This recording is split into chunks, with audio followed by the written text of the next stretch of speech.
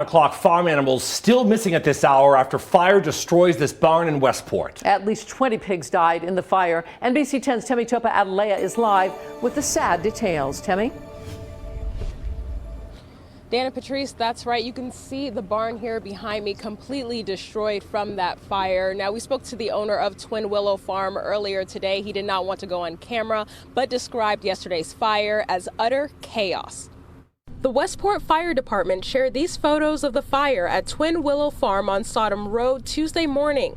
The owner told me off camera that he's been living here since the 70s, and the fire was understandably a shock.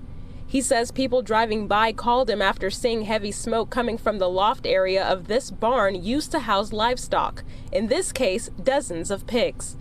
The owner says a few Good Samaritans stepped in to try to put out the fire and get the animals to safety before the fire department arrived. Car 1's on scene. We are working on fire. Access is going to be difficult. Car 1 will be out investigating. Car 1 will have command. First responders heard on the scanner discussing the severity of the fire. The house is going to be an exposure. We're going to need to protect it. This barn is already going from one end to the other in the attic space. It's probably 50 by 30, I'd say.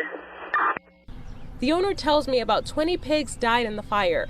Another 15 or so escaped, some of them still running around Westport. One woman shared photos of a pig she spotted.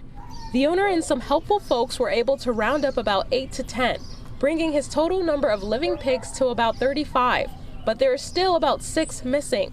The owner says the fire was put out about an hour after firefighters arrived. There was a concern the fire would spread to the owner's home, just a few feet from the barn. But firefighters contained the fire to the barn, now a total loss. The owner says it will cost about $100,000 to rebuild the barn here, which he plans to do at some point. Live in Westport, Temi Topa Adelea, NBC 10 News.